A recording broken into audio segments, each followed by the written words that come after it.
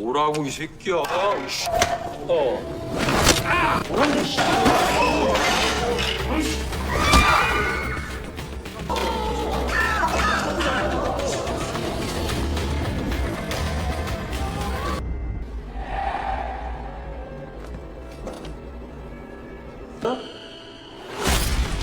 아저씨.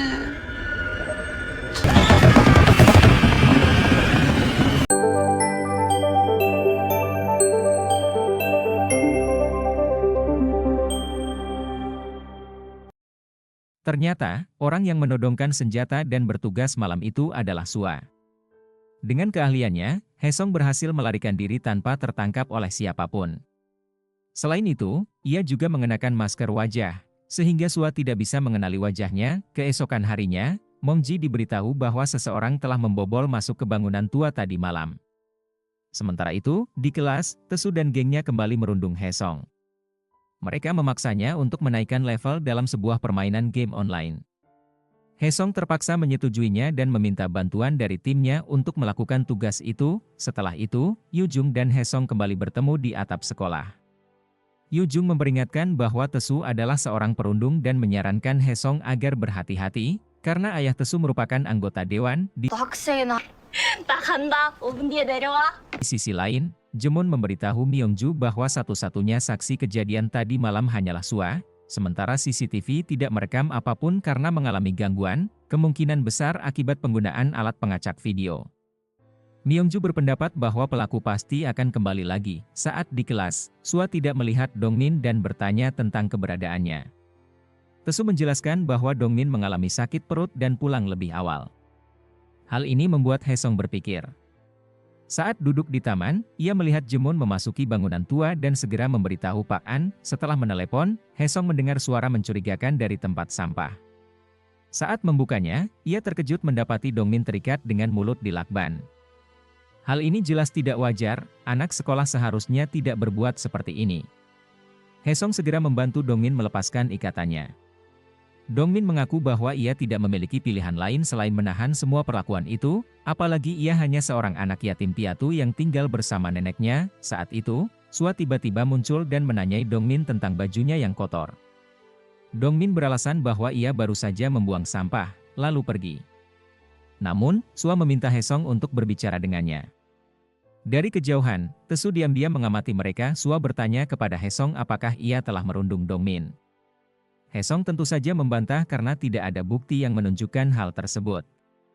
Bu Sua lalu curiga dengan Haesong apakah ia adalah pelaku yang tadi malam menyelinap ke tempat yang dilarang masuk dan mencoba untuk mendekati Haesong, namun Haesong bisa menghindar dan membuat Sua terjatuh. Karena tidak ingin ditanya terus, Haesong memilih kabur dari sana. Sementara itu, Pak An dan timnya membaca sebuah artikel di koran yang menyebutkan bahwa Myongju sedang merencanakan proyek kota pendidikan dengan anggaran sebesar 800 juta won. Setelah membaca artikel itu, mereka teringat bahwa jumlah tersebut sama dengan total emas batangan yang tersembunyi. Kembali ke sekolah, di ruang OSIS, Yujung dan teman-temannya sedang mengadakan rapat. Namun, tiba-tiba Tesu datang dan mulai berbicara tentang bagaimana Haesong menyelamatkan Dongmin. Hal ini membuat Yujung tidak tahan lagi dan akhirnya menegur Tesu. Tesu tentu saja marah setelah ditegur seperti itu, apalagi Yujung bisa masuk ke OSIS berkat bantuan Yena. Namun, Yena segera menyuruh Tesu untuk meminta maaf kepada Yujung. Meskipun dengan terpaksa, akhirnya Tesu melakukannya. Di hari lain, Haesong dan Dongmin makan siang bersama. Saat itu, Dongmin mulai bercerita tentang kisah horor yang beredar mengenai bangunan tua di sekolah mereka. Ia mengatakan bahwa dulu, di ruang bawah tanah bangunan itu, terdapat sebuah studio balet, tempat seorang siswi pernah mengalami perundungan. Dongmin melanjutkan bahwa suatu hari, siswi tersebut dirundung hingga tertabrak mobil, menyebabkan kedua kakinya harus diamputasi. Siswi itu merasa putus asa dan akhirnya mengakhiri hidupnya sendiri. Namun, para siswi yang telah merundungnya malah menyembunyikan jasadnya di bawah lantai studio balet tersebut.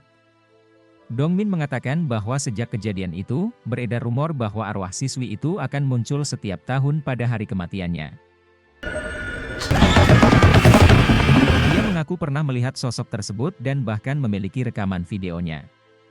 Saat Haesong melihat video yang ditunjukkan oleh Dongmin, ia menyadari adanya sesuatu yang aneh dalam rekaman itu, yakni sebuah ruangan tersembunyi dengan akses kode sandi. Di saat yang sama, Tesu dan gengnya kembali mendatangi Dongmin. Tesu masih kesal karena Dongmin bisa keluar dari tong sampah tanpa seisinya. Namun, kali ini Haesong membela Dongmin. Meskipun begitu, Dongmin memperingatkan Haesong agar tidak ikut campur. Haesong pun meminta maaf, tetapi Tesu justru semakin marah dan melempar piring makan Dongmin ke lantai. Melihat kejadian itu, salah satu siswi langsung pergi ke ruang guru untuk melaporkannya. Tesu semakin kesal dan berusaha memukul Haesong. Namun, bagi Haesong, hal itu bukanlah masalah besar. Ia dengan mudah menangkis semua pukulan Tesu dan bahkan sedikit membalasnya hingga membuat Tesu terjatuh. Ketika Tesu hendak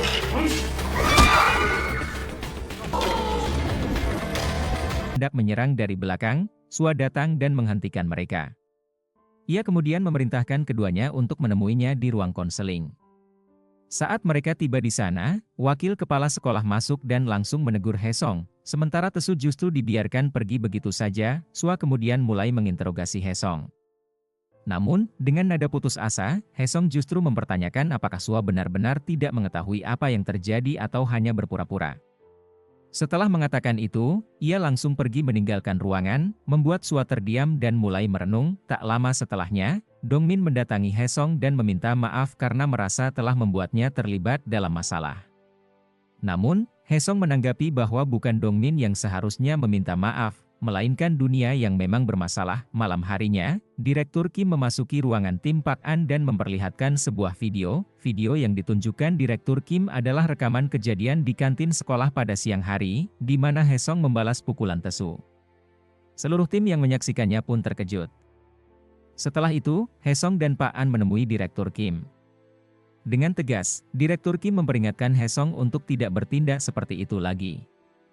Jika kejadian serupa terulang, ia akan dikeluarkan dari misi dan bahkan diselidiki atas tuduhan merusak harta nasional. Setelahnya, Pak An memberikan sebuah alat kepada Haesong yang bisa membuka pintu apapun.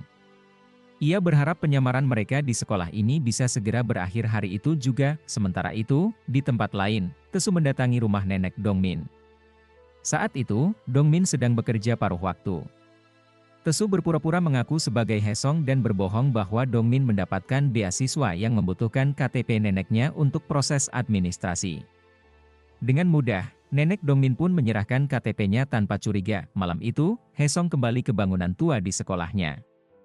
Namun, Dongmin yang kebetulan sedang mengantar pesanan melihatnya dan segera menghampirinya.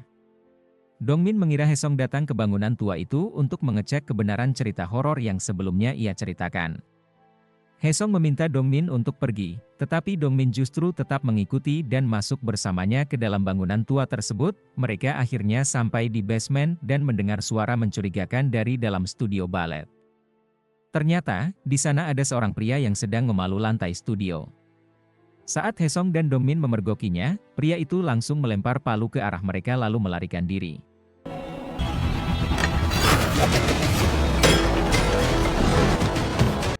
Haesong segera mengejarnya, tetapi ia kehilangan jejak. Tak ingin menyia-nyiakan kesempatan, Haesong pun masuk ke ruangan yang sejak awal sudah ia curigai. Dengan alat dari Pak An, ia berhasil membuka pintu yang terkunci. Namun, di dalam ruangan itu, ia menemukan banyak artikel yang tertempel di dinding. Ia segera menelepon Pak An dan mengatakan bahwa ia membutuhkan waktu lebih lama karena ternyata Myongju juga sedang mencari lokasi emas batangan yang tersembunyi. Setelah itu, Haesong memanggil Dongmin agar segera keluar dari bangunan tua tersebut. Namun, di lantai studio balet, mereka justru menemukan sebuah kerangka manusia. Apakah kerangka tersebut adalah siswi penari balet yang mengakhiri hidupnya?